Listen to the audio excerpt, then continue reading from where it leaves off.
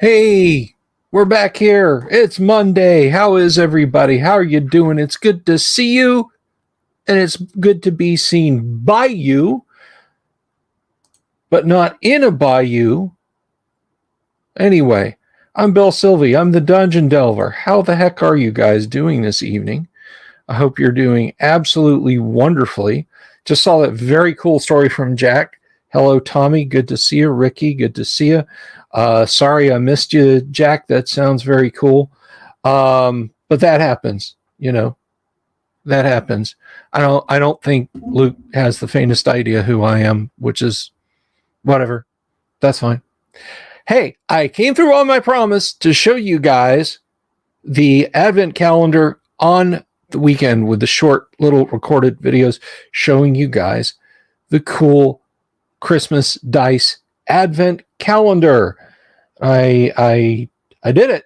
I lived up to it. Hello, Jimmy. Good to see you. Oh, Luther, that's awesome.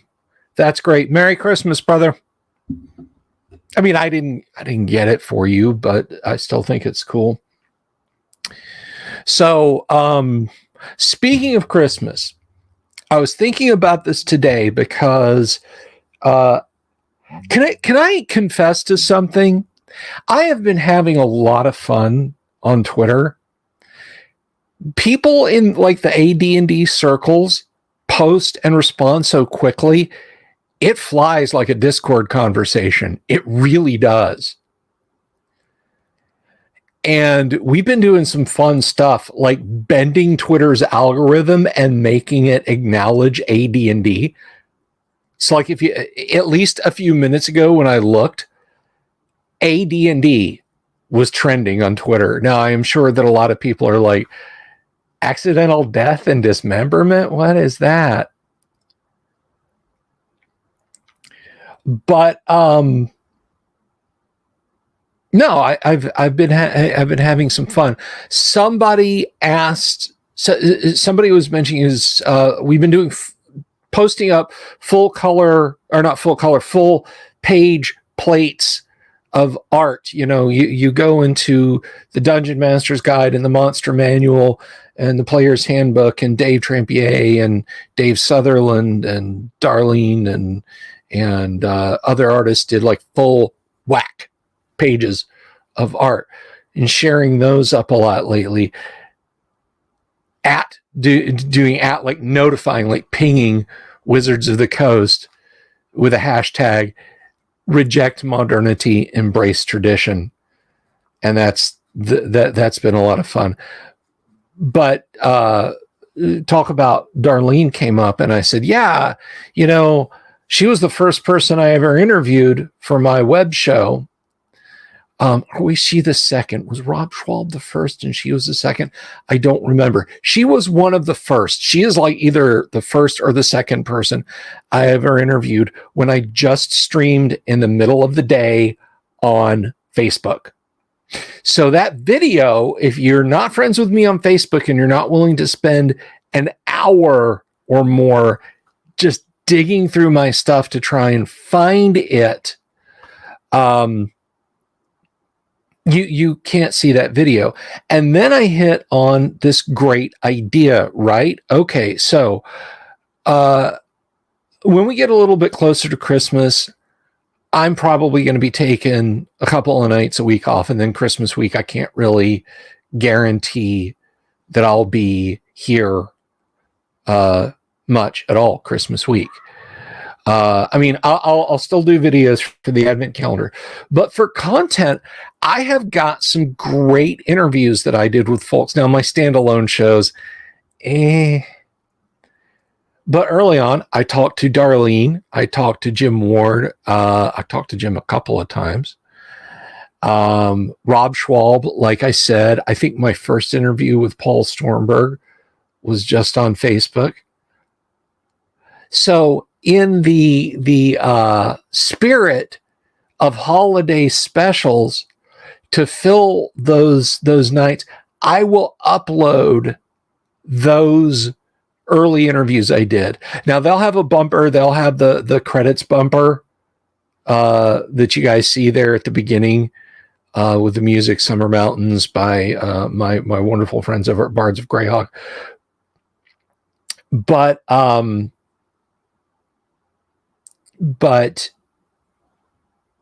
otherwise they will be the same.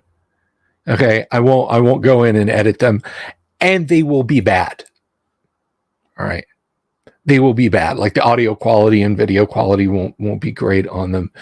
But you, like, if you've never heard Darlene talk about her creative self, it's an awesome interview, and I hope I can have her on the show again someday. But that's my Christmas gift to you guys, is you get to see this older stuff from 3 years ago, and I'll bring it back. Not just the shows where I run my mouth, because back then, generally, I was literally just taught, like 2 or 3 people were watching that I was talking to. And this was during the days of Kung Flu. And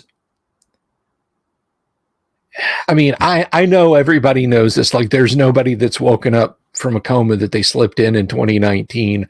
And now they're like, I don't remember that time. But I mean, man, you know, we were all, you know, what it was like that spring when we were like, what is even happening? I'm hearing this stuff survives in rain.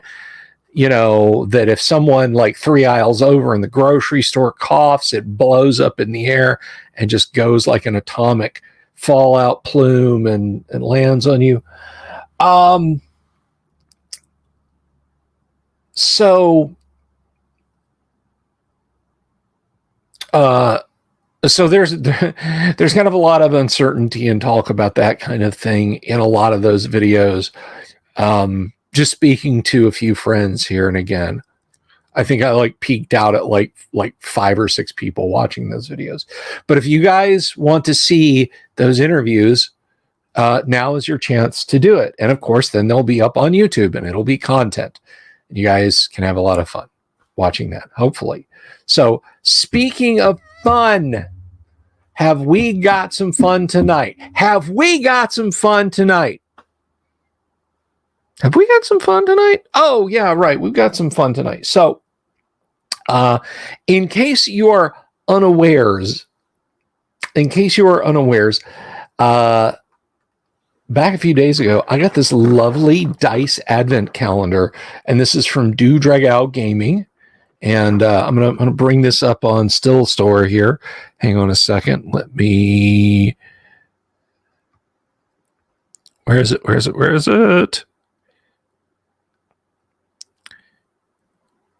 There we go. So we have this wonderful Advent dice calendar, and we've been opening the doors, and I've been showing you guys the dice. So tonight, it is the 5th of December. So we're going to open door number 5 and see what die we got in there.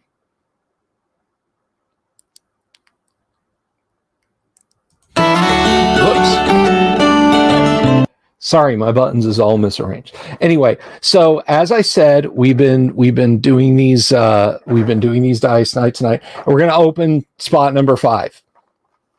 So let's pop that open, and then I'll zoom in, and I won't talk because you guys won't be able to hear me.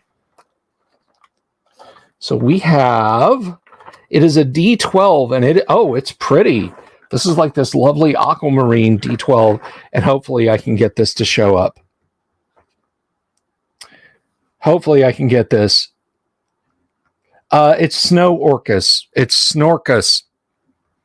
So here we go.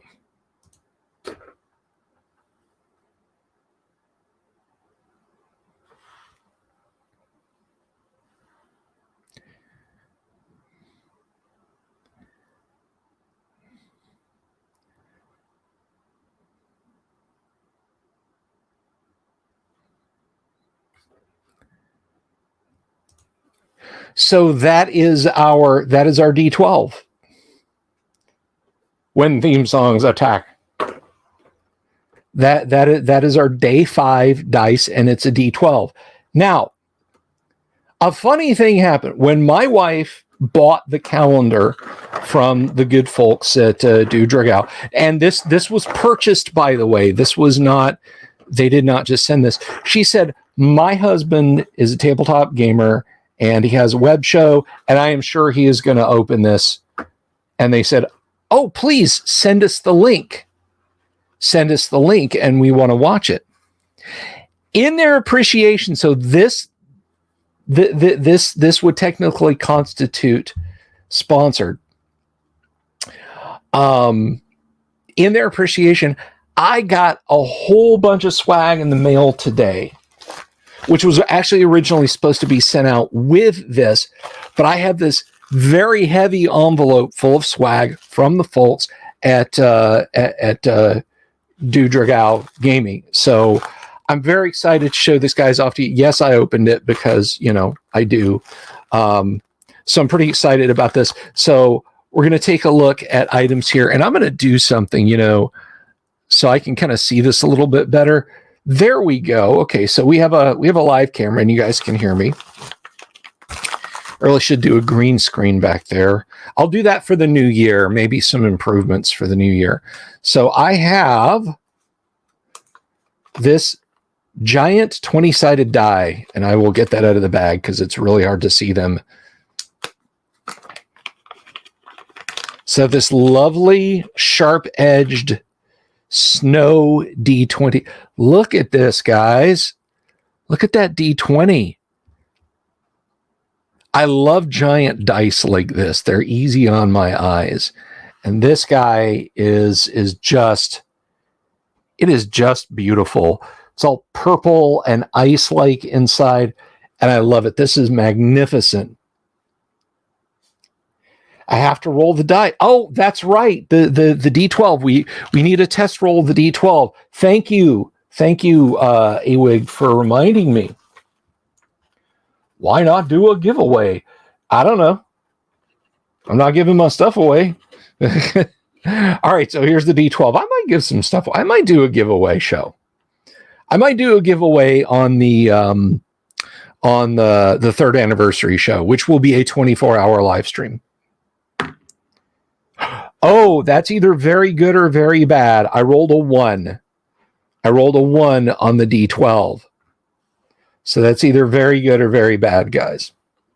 Okay. So next up,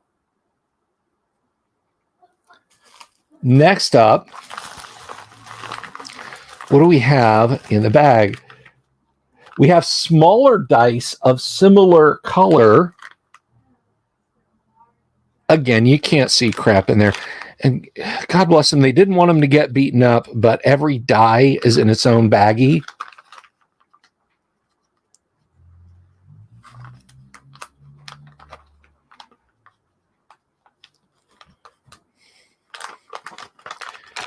Let's see. Oh, and these are nice because these are all sharp-edged. Now these are these are all plastic dice, which is fine. That's not a complaint. So, now I know it's not technically Christmassy, I guess, but look at that. Look at that D20, guys. That is just gorgeous. Look at that. Oh, I may have just found some new favorite dice there. And we have a whole set like that. Yeah, inside its own. A nice sharp caltrop like D4. See, dice makers, Chessex, all you guys, do sharp edges.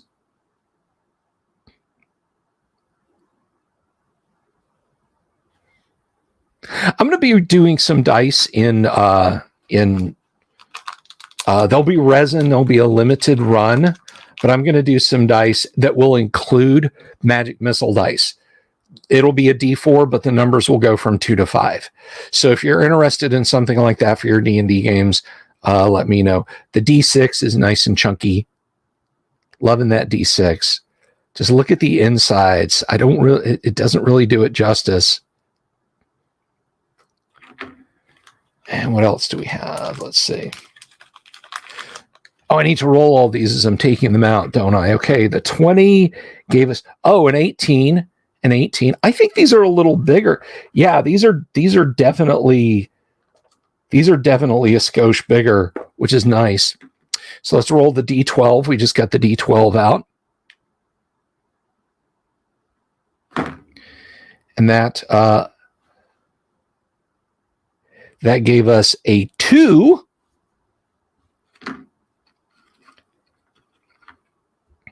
Sharp edges are more difficult to produce by Chinese children. Well, I can say this for the dice that I'm going to make and for the dice that like I got from Threshold Dice Works. The guy makes them in his garage. So I got a 3 on the D6. That's kind of nice. Nice and average die roll. It's like the Palantir, yeah. Tell him this dainty is not for him. Okay, we have a D10. We don't have D percentile, I should point out. Oh, yes, we do. Yes, we do. Should I roll the D10s separately, guys? Should I roll the D10s separately? Or should I roll them as percentile dice? Or both? What do you guys think? Okay, but while you're thinking, plotting, and scheming against me, there's the D8, a lovely 8-sided die. This is like pure 1970s Christmas dice. I love it, and I'm here for it. And so that's a 5. Again, another average good. So what do you guys think? Percentile or separately? You know, they're labeled percentile D100. Ricky says D100. That's how I'm feeling too. All right, and so we have a 3. We got a 3, 0, 3.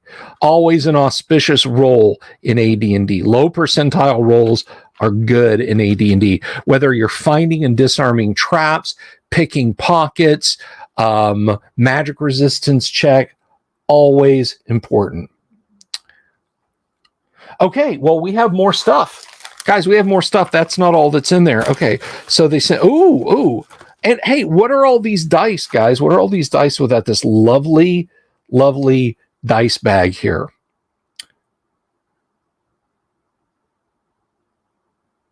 '22 annual edition from Do Dragao. Loving it. I'm there for it. I will put all of these beauties in there. They will go in there. And, you know, one thing that struck me when I got this was how heavy it is, because that's not the only dice. That's not the only dice. I'm going to show you guys here in just a minute. But I want to show you first more swag. They sent me this awesome enamel pin or cloisonne. It's a dragon. It's breathing a line of acid. You're toast. Save for half. You're too low. Doesn't matter. 44 points of damage is still enough to kill you. And I'm here for it. 3 of 100, guys. They sent me number 3 of 100. Thank you, guys, at Do Dragao. That's awesome. Thank you for supporting the show. That is just swell. So I'm there for that beautiful pin. I'm going to put that on the Santa hat this year. And there's still yet more swag. A 5 is a hit in Palladium System. Robert Phillips with the knowledge. They sent me stickers. So we have this lovely, I don't know, this otter with a sword here. Very cute. Can you guys see that? Otter with a sword. Otter with a sword. Oh no, it's serious. We have a mimic. Critical failure. Loving it.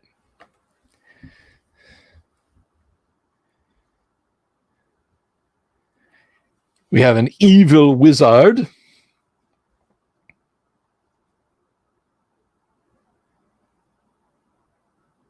Looks like an evil cat wizard. Also loving it.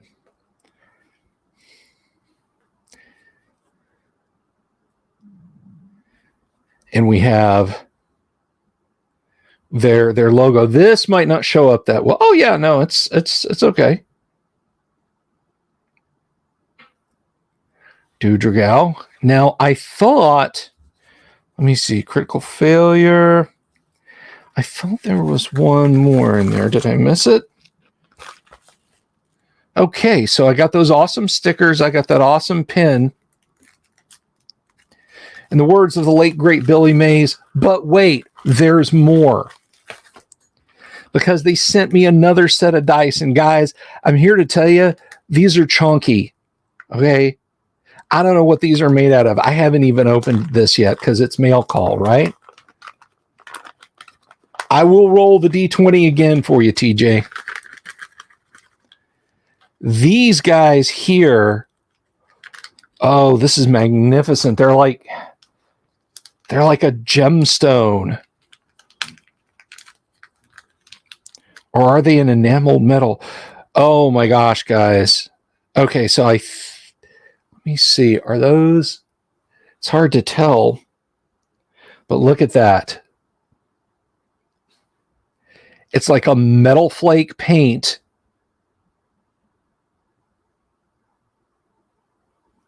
On a metal dice. Yeah, that's amazing. These things have such a chunky heft rather. I'm feeling like these are metal, not. So I got a D20. I got a full set here. They're a little smaller. Like the blue-green gem dice are bigger, and these are actually smaller than your standard dice set. But that's not a complaint because they're lovely. They're beautiful. I might have to put these back in their own little dice baggies. So this is the second really interesting and unique set of dice that I have, because I have a set of dice which I may have shown to you guys. My dear friend Eric, may he rest peacefully, one year for Christmas sent me a set of mammoth bone dice. They're tiny, tiny things, but they're made of mammoth bone, petrified mammoth bone, and they're really awesome. So I have those, and now I have these keen metal dice. Guys, these things have got some heft. These things have got some heft. If you buy a set and somebody at the table pisses you off, you can really just... That's pretty cool, Luther. That's pretty cool. I like your thinking. All right, so I need to be rolling some dice. So what do we got here from the D20? An 11, exactly average. The D6 gave us a 4, a little above average. The D8, we got a 4. These are very average dice, which is just what you want. The D12, I get a 6, man. Okay, it's a 9. It's a 9. I saw the line. Okay, so slightly above average on that one. And we'll do our percentiles.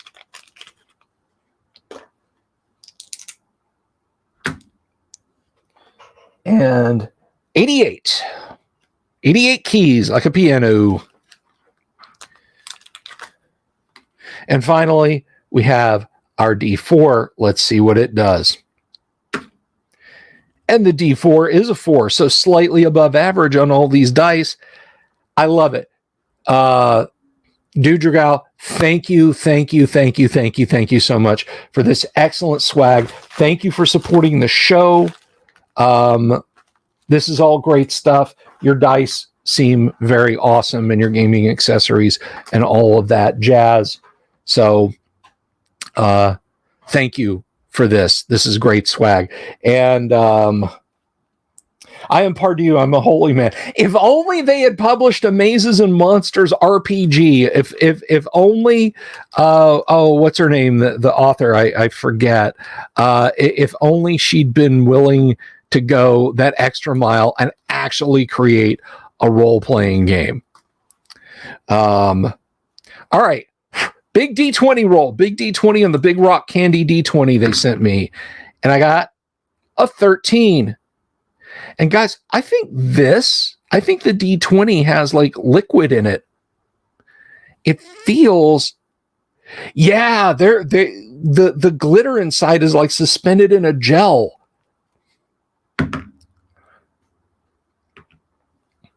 So that's pretty cool. Not sure how accurate that would be, but it's still very nifty. So from the bottom of my heart, Do Dragao, thank you so much for the swag. Thank you for supporting the show.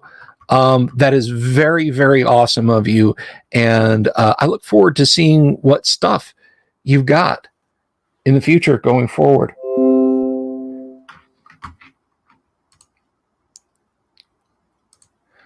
So, yeah, there's our advent. There's our cool dice. There's what's coming up.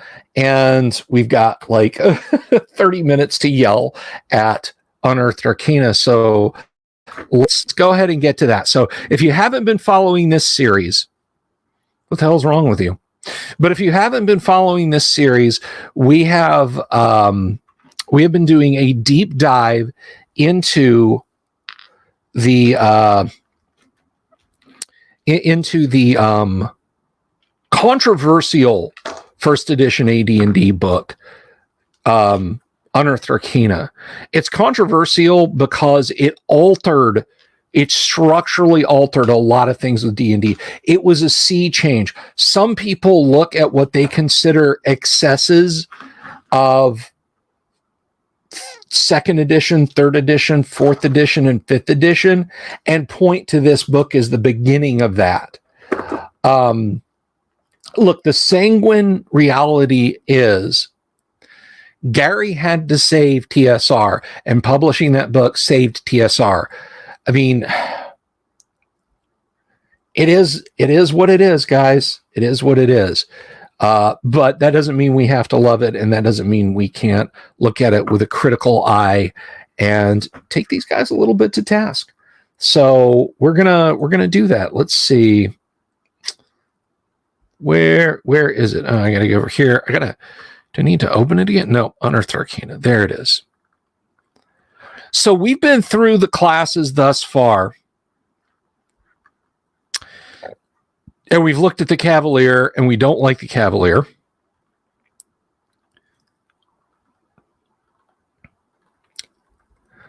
But it's not just the Cavalier. I would concur with that. Ricky likes it. And I'm not here to tell you guys, you have to hate what I hate and you have to like what I like. Okay? I'm not the father in the song Randy Scouse Get by the Monkees, but which is a really strange song. I know what it all means, but it's a rabbit hole we don't want to go down to. Druids got changed. Cavaliers got changed, and Druids got changed. And we're going to look at that. Share screen. So playing a Druid under Unearthed Arcana now does some stuff.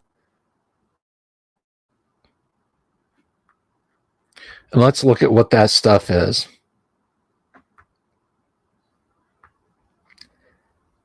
You heard of a paladin. I did hear a paladin described as a fairy in armor. Man, that's one bad thing is people on Twitter are like, well, why can't paladins be non-human and non-lawful good alignments? Because then it's not a paladin. Okay? If you go and you cut everything off of my car and just reduce it to the A-frame and the engine and the drivetrain, don't tell me it's still a family car. It's not. Anyway. So, some of these things with Druids are kind of okay. Some of them I don't like. Let's see. So at 16th level, Druids. Now there's a bit of an introduction to this.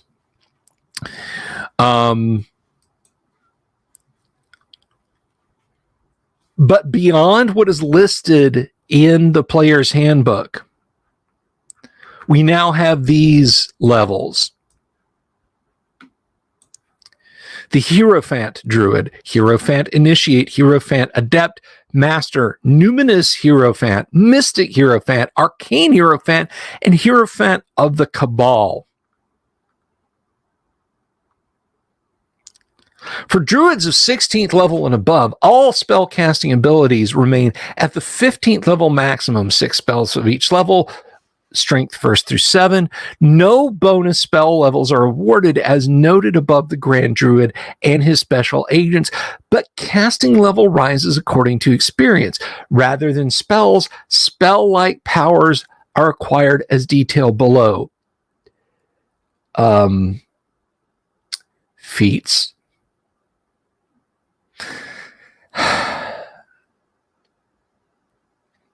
16th level. The character gains these powers: immunity to all natural poisons, ingested or insinuated animal or vegetable poisons, including monster poisons, but not mineral poisons or poison gas. Extra longevity equal to level as expressed in decades. 16th level equals an additional 160 years. Nah, don't agree with you, Ricky. Don't agree with you. No halflings, sorry. No gnome paladins, no half-orc paladins, nah.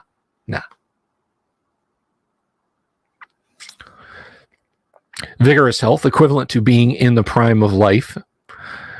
And the ability to alter his appearance at will. Appearance alteration is accomplished in one segment, with height and weight increase of 50% possible. Apparent age from child to very old, and body and facial features of any human or humanoid sort. This alteration is non-magical, so it cannot be detected short of true seeing or the like.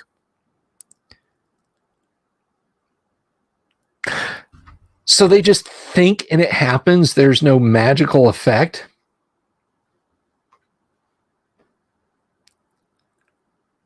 Ain't just with it, man.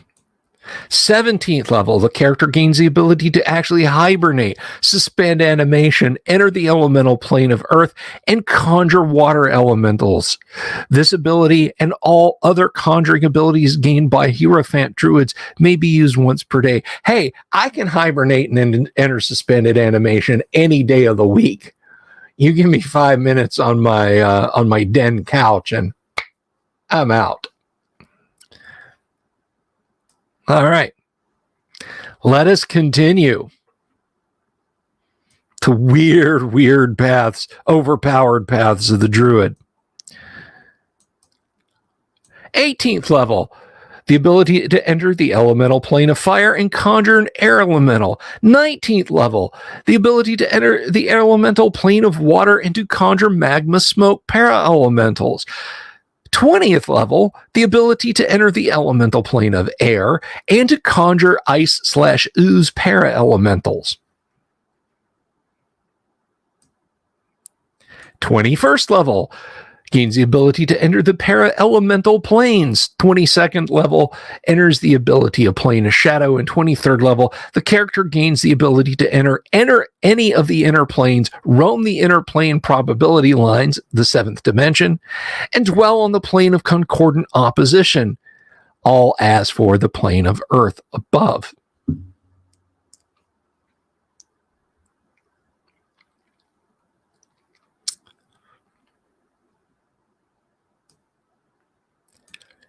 Entering a plane. Essentially, the ability to enter also confers the ability to surviving there.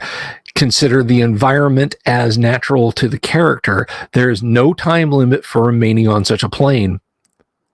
Elemental conjuring spells. The readers referred to the description of fire elemental on pages 61, 62 of the player's handbook. The results described for this spell are correct. However, the results described for conjured earth elemental on page 63 are not. Use the following tables and adjust the results according to the desire of the conjuring character, using the character's level as a percentage chance for that character's success at actually conjuring up a particular type. For example, a numinous hierophant has a 20% chance of being able to conjure a desired creature type. If the dice roll in such case is 21 or higher, ignore the desired result and determine the creatures from the appropriate table. Note that this chance to override the dice only applies to druid of 16th level.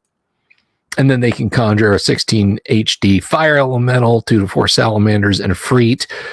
21 to 24 hit dice fire elemental from Earth. You get Zorn and Dow and appropriate elementals. Water, you get Tritons on Hippocampi or a Mareed. And air, you get 2 to 4 invisible stalkers or a Jinn. And para elementals, you get special tables for them. The special is 5 to 8 lava children, 5 to 8 winter wolves, 21 to 24 mudmen, 21 to 24 vapor rats or similar creatures is appropriate to the plane. In question.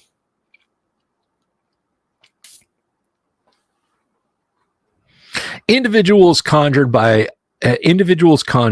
any single creature result will have as many extra hit points as added to their total as a conjurer has levels, subject to the maximum number of hit points for that ilk.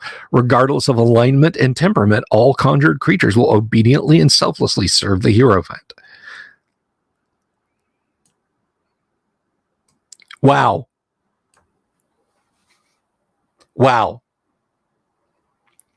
Gary, I think you overdid it a little bit, bud. When you said I wanted to give people more of a reason to play druids, you went out shopping for a 22 and you brought home a neutron bomb, Gary.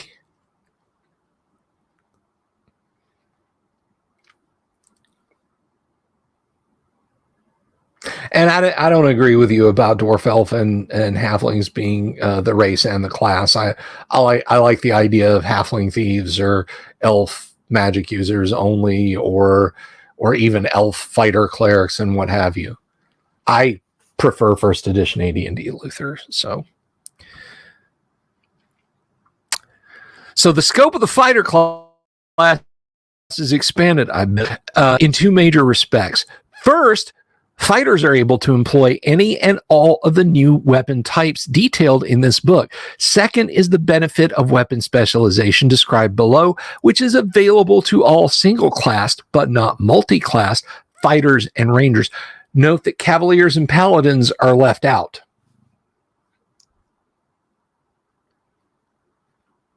Cavaliers and paladins are not part of this. Only members of the fighter class and the ranger subclass can make use of weapon specialization. This discipline is manifested in the character's choice of one weapon to practice and use to the exclusion of others. If weapon specialization is to be practiced by the fighter or ranger, that decision must be made when the character is initially created. Weapon specialization counts as 2 weapon proficiency slots. That is, a fighter may choose a weapon of specialization in addition to 2 other weapons of proficiency to count for the character's initial allotment of 4 proficient weapons, while a ranger may have 1 weapon of specialization and a single weapon of proficiency.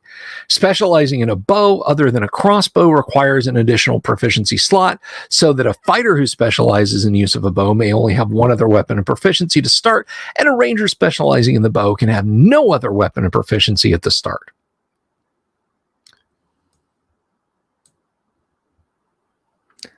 Yeah, Wig, I think it is too.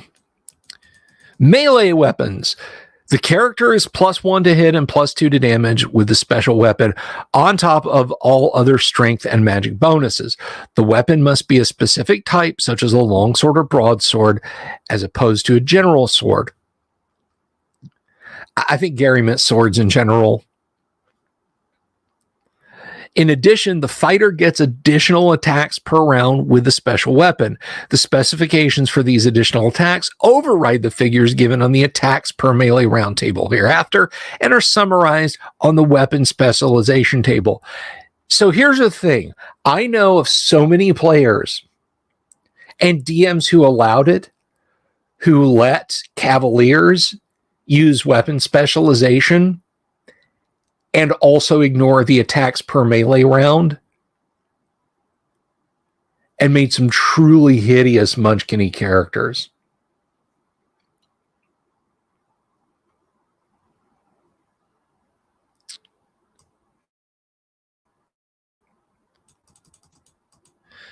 Fighters and rangers use the long, short, or composite bow as a special weapon, are entitled to a point blank range category. Point blank is from 6 feet to 30 feet.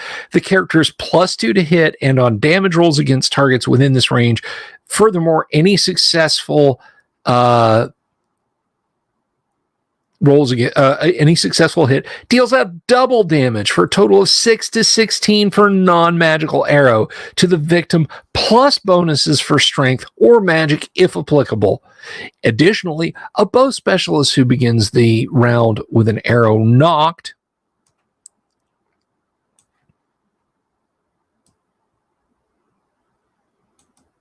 shaft drawn and target in sight is entitled to loose that arrow prior to any initiative check. Short range for a bow specialist is from 30 feet up to the lower limit of medium range for the bow. The bowman is +1 to hit and damage at short range. Bow specialists may also gain additional attacks at higher level. Thank you, Tonka Todd.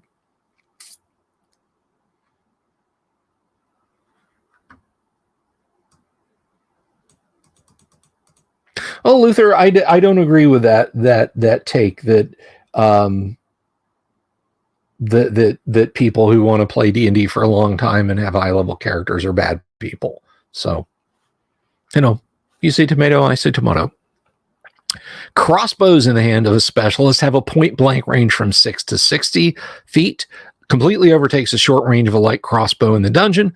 The crossbow special is at +2 to hit and damage against targets in this range and receives the double damage benefit as a bow. Thus, a light crossbow bolt fired by a specialist at point blank range will do 6 to 12 points of damage. Hey, you kobolds, line up. I'm going to get my crossbow specialist. Yeah, that's right. In a row. Just shunk. Exclusives of bonuses, if any, for strength and magic. At short range, the crossbowman is +1 to hit and damage. At medium range, the crossbow specialist +1 to hit, but gains no bonus damage by virtue of specialization. Crossbow specialists also increase in a rate of fire with level, and the amount of this increase is dependent on whether a light or heavy crossbow is used. Crossbowmen will gain the aimed shot advantage of bowmen, so that if the crossbow is cocked and aimed and the target is in range, the crossbowman gets a free shot before initiative is rolled. Other missile weapons. Users of other sorts of missile weapon gain a +1 to hit and a +2 to damage. Their number of attacks per round depends on the initial fire rate of the missile weapon. So, thrown axes, thrown daggers, spears, javelins, chakram. Am I missing any? Darts. Double specialization. Double secret probation. Double specialization. A fighter or ranger may either initially or at a later time decide to gain double specialization in his or her chosen weapon. Only melee weapons, excluding polearms and the two-handed sword, may be used in double specialization. It's taken instead of a proficiency slot whenever the character qualifies for a new weapon, and can only be taken in the weapon type that the character is already specialized in, and then they get +3 to hit and +3 to damage. All 2-hit bonuses granted by weapon specialization are not magical in nature and will not affect creatures that are only hit by magical weapons. If a ranger or fighter is wielding a magical weapon that is of the type that he or she is specialized in, all magical bonuses apply in addition to the bonuses gained for specialization. So, my feeling about some of this is that, I mean, outside of the must save TSR at all costs, I think perhaps Gary wanted to he wanted to enable play of a lot of classic modules, but he realized that not everybody was running a William Street 20 or 25 or 30 person mega table that they might only have 3 people playing. Okay. As the fighter magic user thief, he's an elf. Sharon is the cleric. Well, Tim, you're playing the fighter. Okay. So oh, we can use double specialization, and then we can play a more difficult module, and you guys not have like whole armies. I am continuing. This is Unearthed Arcana. We are deep diving Unearthed Arcana.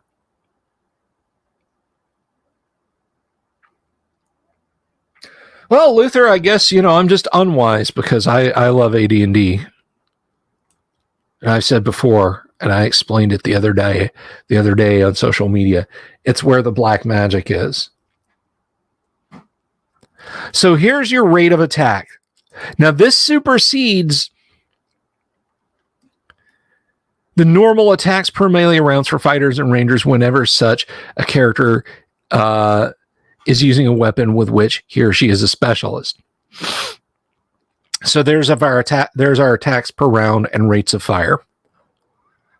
So if you're specialized or double specialized in a weapon, and you're 13th level up, and you're a fighter or a ranger, you get 3 attacks, then 2 attacks, then 3 attacks, then 2 attacks.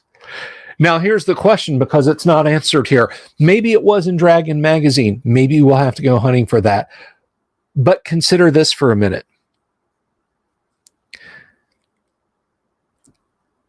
A fighter gets an attack per level on creatures of less than 1 hit die. So a 10th level fighter can attack 10 kobolds all at once in the same round, assuming they're all clustered around.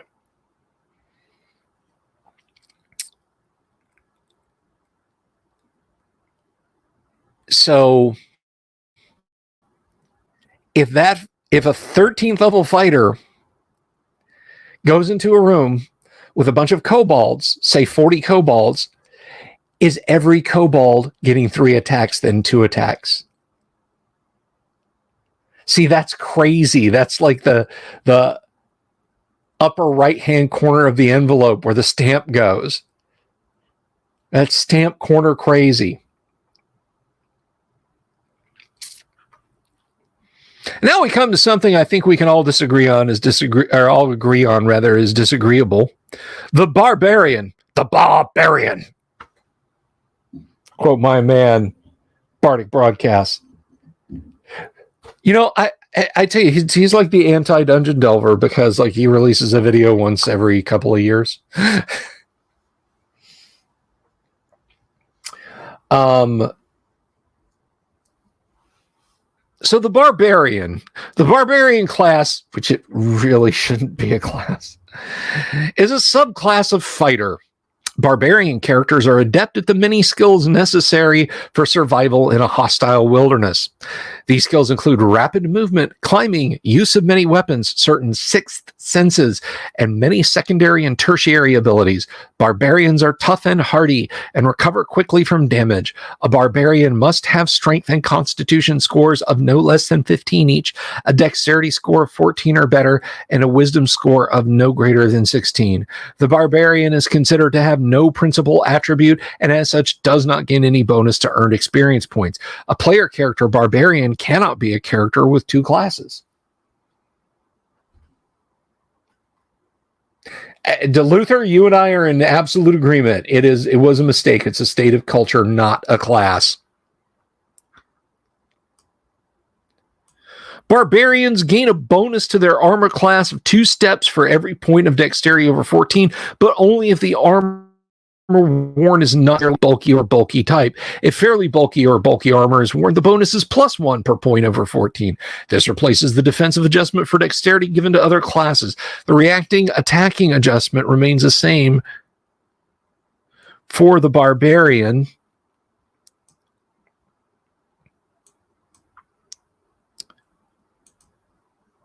Wait, did I skip past it? Sorry. Remains the same for the barbarian. Barbarian's dexterity. In addition, barbarians gain +2 hit points per point of constitution over 14, as opposed to the normal constitution bonus for other classes. See, I think a lot of people, and don't get me wrong, I don't like this. I don't like this. But I think a lot of people just kind of skimmed this and were like, Okay, barbarians got a con of 18. He's got +4. And then another +2 on top of that.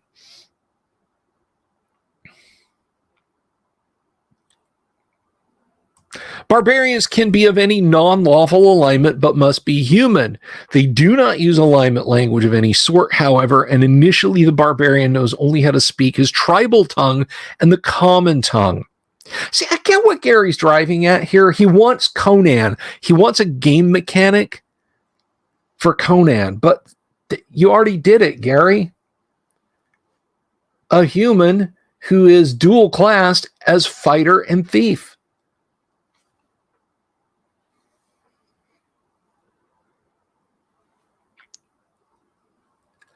A barbarian must learn how to read or write if he or she desires those skills. A barbarian can learn languages according to his or her intelligence, just as any other character can. And how many people adhere to that? I know players. I know right out of the box they were not doing that. Barbarians are tough and hardy fighters, hardened by the savage lands of their birth. They have 12-sided hit dice and a basement 15 inches. They use combat tables for normal fighters and may use any sort of weapon, shield, and armor. And then we got the note about bulky armor. The initial number of weapons the barbarian uses must include the hand axe, knife, and spear. Additional weapons based on the barbarian's native area may be chosen by the DM. Ricky, I absolutely believe you did. I absolutely believe you did. And then we have the barbarian table for XP. Level title: Barbarian. It's barbarians all the way down. And by the way, they're hit dice. They're hit dice, kids. They're 12-sided. So let's take a 5th level barbarian and try out one of my new. Let's say he's got a 15. So he'll get +2 on every roll. So 5th level, so that's 7 + 5 + 9. 7 and 5 is 12, and 9 is 21. 24, because I only got 3 there. And 29. So a 5th level barbarian, just shy of 30 hit points, which it's not that out of whack with fighters. Hey, Panzuza, you had to play a horrible 5th. I'm so sorry, Pan. I hope you're doing better. We'll pray for you. We'll be praying for you. Well, I'm glad you're here. I'm glad you're here, Pan. We are most glad that you're here. And they gain 4 hit point per level after the 8th. Barbarians detest magic and those who use it. Be a dick to everyone else at the table. The rule.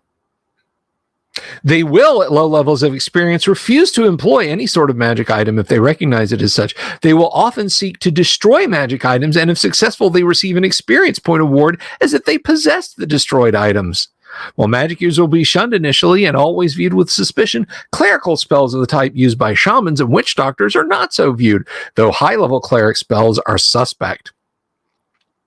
It's what my character would do! You broke my holy avenger. We are going into the abyss tomorrow. You broke my holy avenger. Sorry, dude. It's just a game.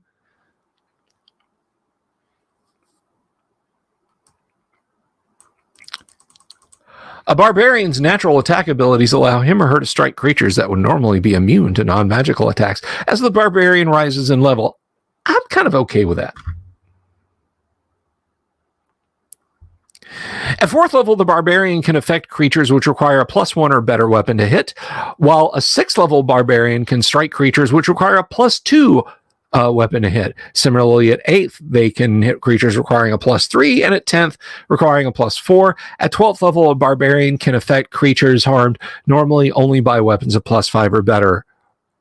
The barbarian, despite his ability to hit such creatures, does not gain a bonus to hit or inflict any additional damage because of this ability. Only barbarians have this ability amongst all the player character classes. All barbarians have the following bonuses to their saving throws. They are +4 versus poison, +3 versus paralyzation, death magic, and petrification, and +2 versus rod, staff, wand, and breath weapon. Barbarians gain no such benefit to their saving throws versus spells at start, but gain a +1 to such saving throws for every 4 levels attained.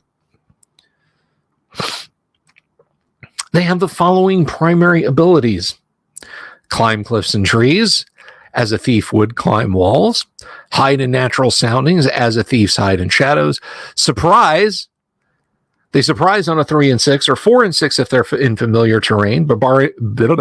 Barbarians themselves are surprised 10% of the time, or only 5% in familiar terrain. Again, going for different dice every time for surprise. Barbarians have a club and a pet named Uni.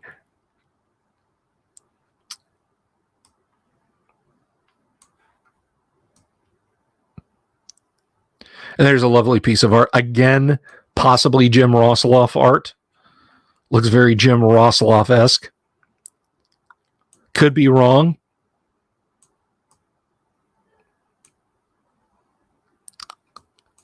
Oh, did we miss a line there? That is, if a barbarian detects a back attack, 5% at first level, 10 at second, etc., the barbarian avoids the attack form. The former back attack becomes a normal attack. The barbarian is also then entitled to attack the former back attacker, even though the barbarian may have already been engaged in what would have otherwise been his or her full normal combat for that round. Leaping and springing, they're able to leap up to a maximum distance of 10 feet forward, 3 feet backwards, or 3 feet upward from a standing start. If the barbarian is able to move freely and get a running start, the forward leap is 15 plus 1d6, and the upward leap of 44, 4 plus d4, each pip equaling half a foot. Springing under similar conditions gives an upward distance of 4 to 7 feet, depending on the surface used as a step to gain height and spring. Nice, Luther. Detect illusion. Barbarians have a 5% chance per level of determining that some sight, sound, or other sensory phenomena is actually an illusion phantasm spell of some type. This detection takes 1 round of concentration on the illusion. Regardless of the barbarian's level, the chance to detect such spells may never exceed 75%. Greetings, Dungeon Minister.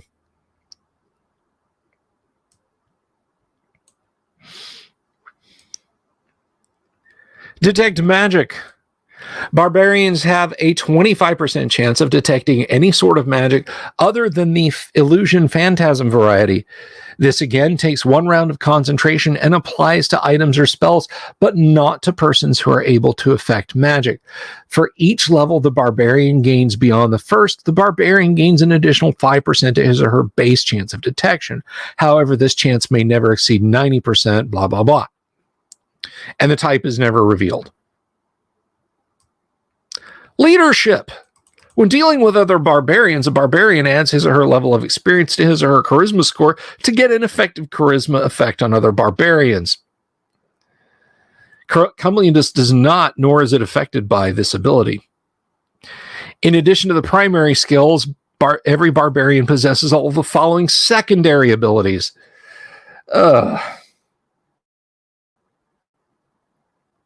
Thank you, Dungeon Minister. I'm feeling festive. You're going to have to go back and watch the beginning when I showed off all the cool swag that I got.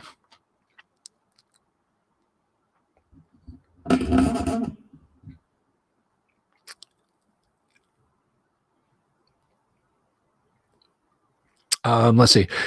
There's survival, first aid, The barbarian can regain 1 hit point, and thereafter he or she regains hit points at twice normal rate, regaining 2 hit points per day if resting and 1 hit point per day, even if active and adventuring.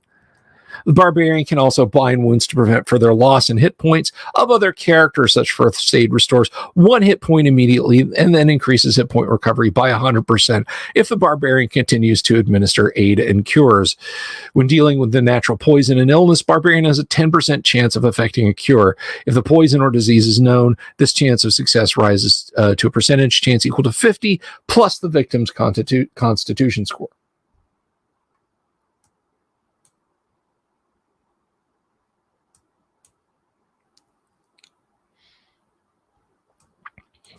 Outdoor craft. Plant and animal detection is a 3rd level druid. Locate plant. There it is. Direction determination and the ability to predict weather. Tracking equal to that of a ranger at the same level, but a barbarian may only track in the outdoors. Finally, a barbarian may have one of the following tertiary skills. The rot is deep, guys. The rot is deep. Handling, horsemanship, long distance signaling, drums, smoke, mirror flashes, running, the ability to move at full speed for no less than 3 full days before having to rest by spending a day moving at the normal rate. Small craft paddled, the building and use of small canoes and hide boats. Small craft rowed. I don't know the difference. Any of you outdoorsy people want to tell me the difference?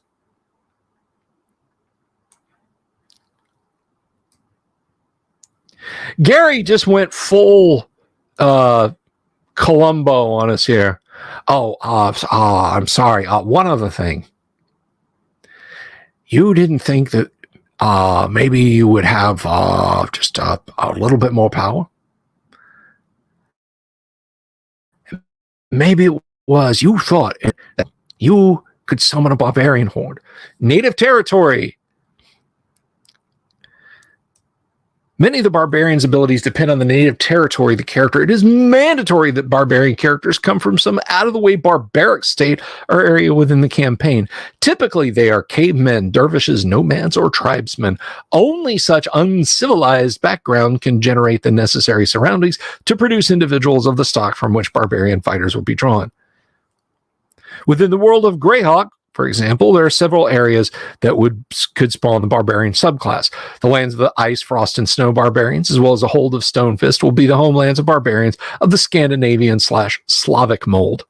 These characters would employ broadswords and short bows in addition to the required initial weapons. Horsemanship would be nominal at best, but these barbarians would have running abilities and the skill and small craft rowed.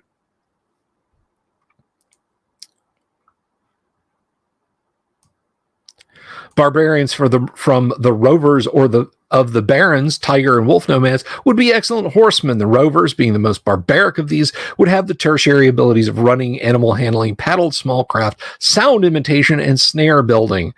Their main weapons would be the club, javelin, and lasso or short bow. Other nomads from this group would be most efficient at long distance signaling and skilled in the use of the lance, scimitar, and composite short bow.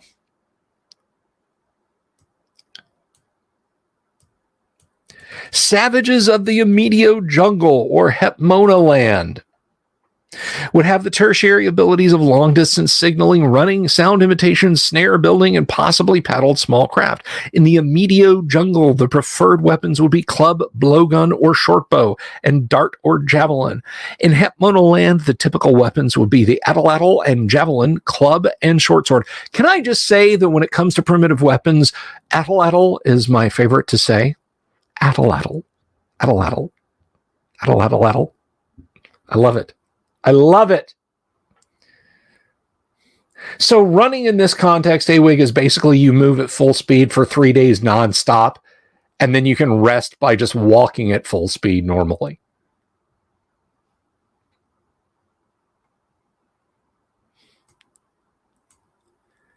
As barbarians rise in level. Did I get everything? No, I was obsessed with Atlatl. Using the above examples, the DM can tailor his barbarians to fit his campaign. Not only does the native area determine the initial weapons known, but it also serves as a base of judgment for the use of secondary abilities. These abilities are severely limited outside the native territory of the barbarian until a character becomes more effective with his or her abilities by gaining familiarity with a new level.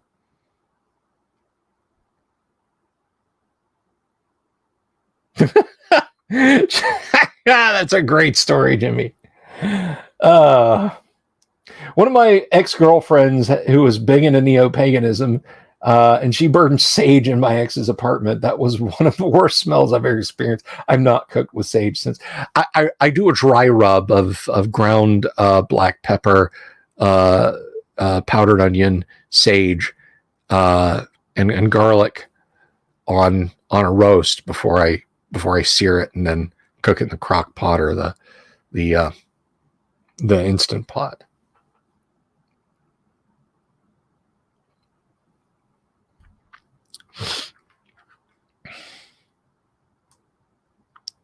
As barbarians rise in level, they gain some further abilities, some of which have been noted above. Further, some of the limitations placed on the barbarians are relaxed or lifted. A summary follows.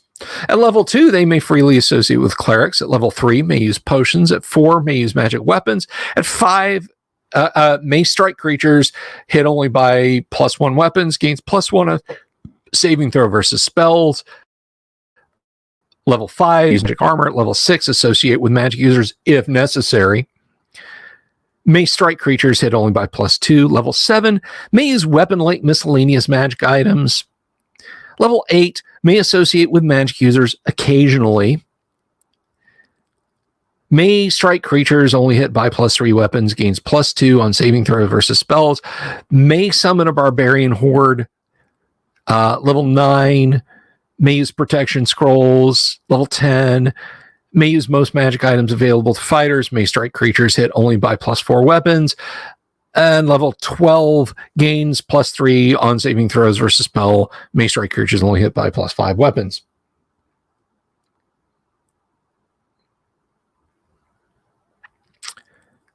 The Barbarian Horde. Upon reaching 8th level, a barbarian may summon a barbarian horde.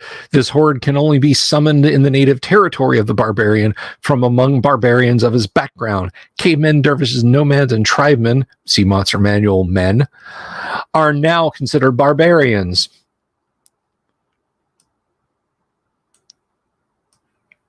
A barbarian horde can number as many members as its leader's experience point, total divided by 1,000.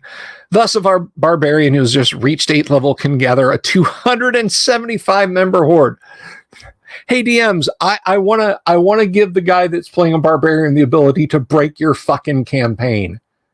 You cool with that? No? Too bad. It's in the rule book now. Somebody hand me a black magic marker. I want to just mark stuff in here.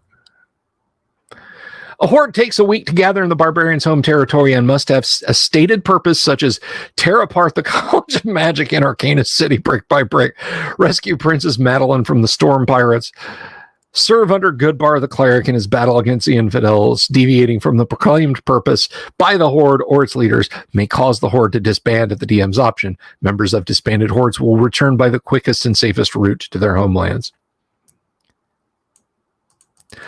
I don't know. I think Rescue Princess Madeline from the Storm Pirates would make a great module title. What do you guys think?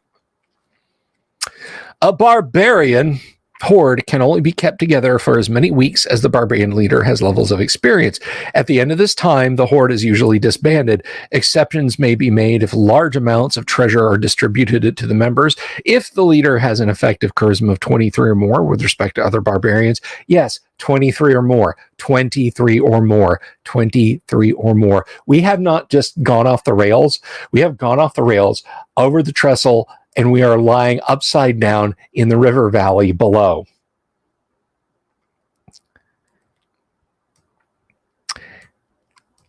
Oh, God, I'm so sick of talking about barbarians. We're almost done, and then we're going to wrap. All right. Exceptions may be made if large amounts of treasure are distributed to the members. Oh, right, charisma 23. Each of these specials circumstances which apply would extend the duration of the horde by 1 to 2 weeks at most. A tribal leader who has his horde disband beneath him will not receive a warm welcome the next time he returns to his homeland. So be darn sure before you push the big red button marked Summon Horde. In addition to the normal barbarians in the horde, the leader of the horde will gain 2 aids, each of a level equal to 1/2 of the leader's level.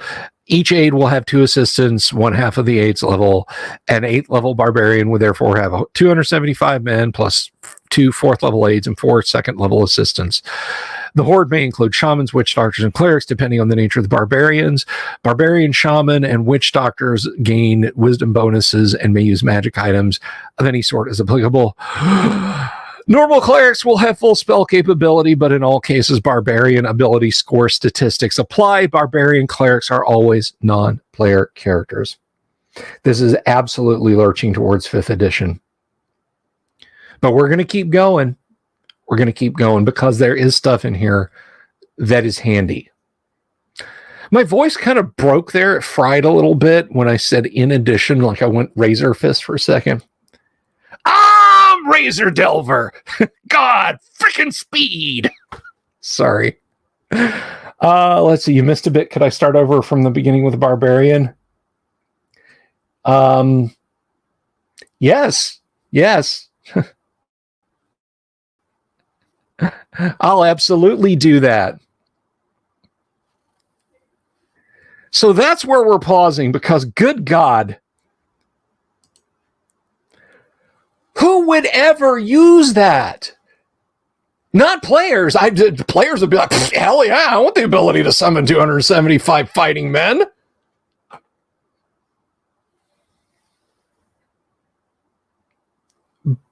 But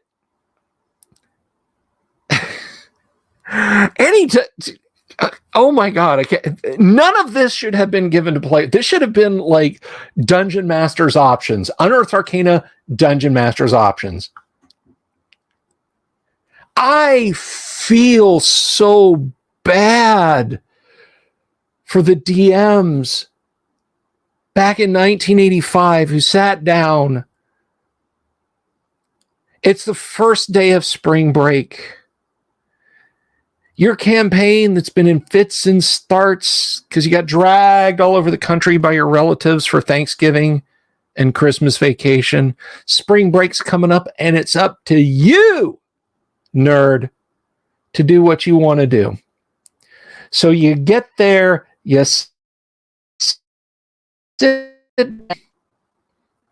sit down, and your players all pull around the table and they say, hey, Bill, I got a new D&D book. And you're like, new D&D book? Yeah, you didn't read? It was in Dragon Magazine. I told everybody in the group about it. We all went out and bought it. Gary Gygax released a new D&D book. Okay, that's fine. We like changed our characters. DM grabs it, leaves through it. This all looks fine. By the end of the evening, nuclear explosion! Your campaign is in ruins. Your carefully planned sneak into the castle is ruined because the barbarian just says, I'm just going to summon up 275 warriors and we'll lay siege to the place. And the druid says, I'm going to enter the astral plane and then come out in the king's court and stab him. Ha ha. Yeah, well, there's still plenty of troops. That's all right. My ranger can fire 62 times in a round and do 16 points of damage with every arrow. Blah, blah, blah, blah, blah, blah, blah.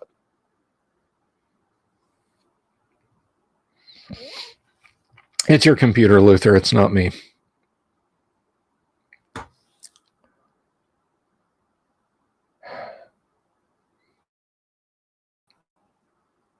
It's not good, guys.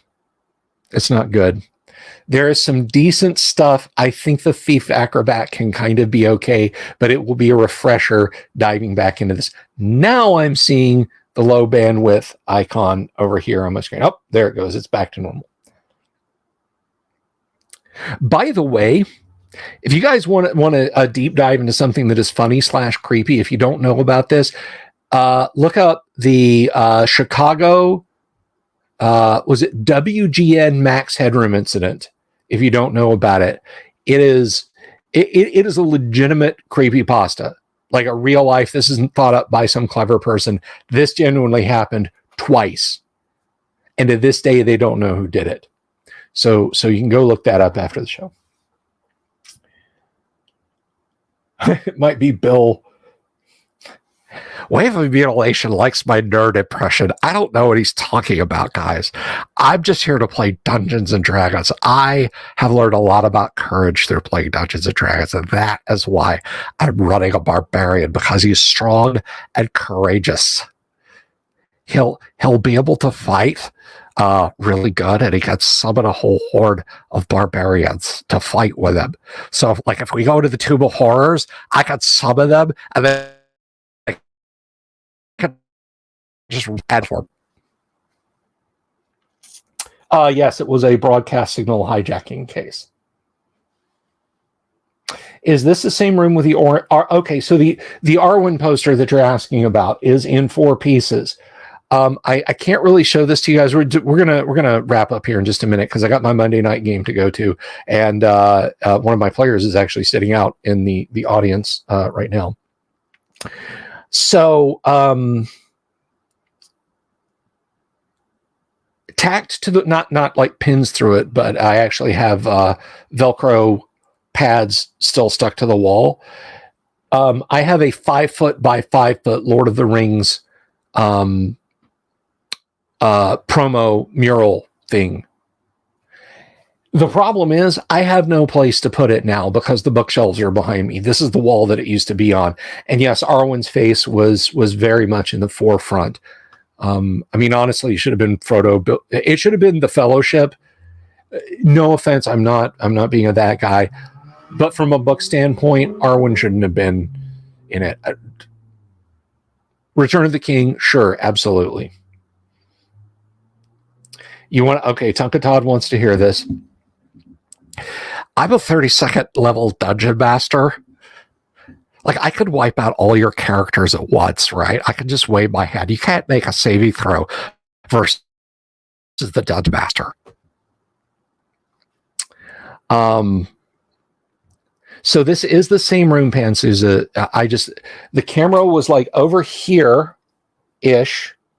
and I sat in this corner. And this wall was bare. This wall was just completely bare, and I had a 5 foot by 5 foot promo poster on the wall, Lord of the Rings. I still have it, and it's in 3 foot sections. Well, I said it was 5 by 5, it's 6 by 6, something like that, and it's in 3 foot sections.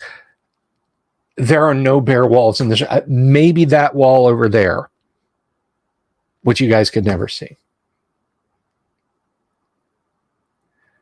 God, Luther wants me to do my streams with a nerd voice now. I don't know what you guys are talking about. I don't have a nerd voice, okay? Or just don't be jerks. I gotta go. I gotta take this copy of NBA Jam back to the video store. I've had it for my Sega for like 2 weeks, and my dad's about to be really pissed. Like, he'll take my D&D books away if I screw up another video game rental. So I gotta go. It sucks. I gotta go. I can't sing in that voice. I'm sorry.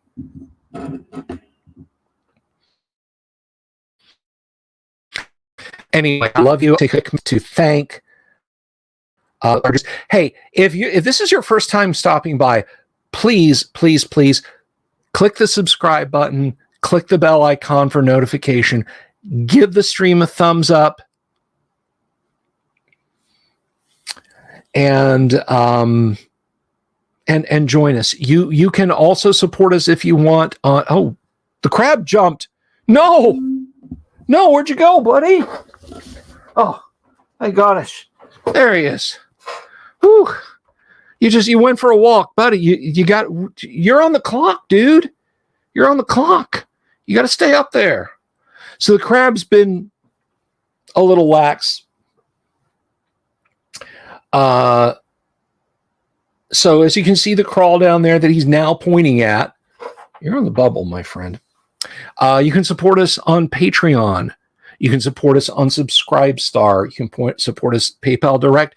You can buy me a coffee. All the links are in the crawl, and there are some folks who have chosen to do that. So let me just take a hot minute to say extra special thank you to Joshua Garlock, Lord Corion, Ricky Maru, Mobius. You know what? Here.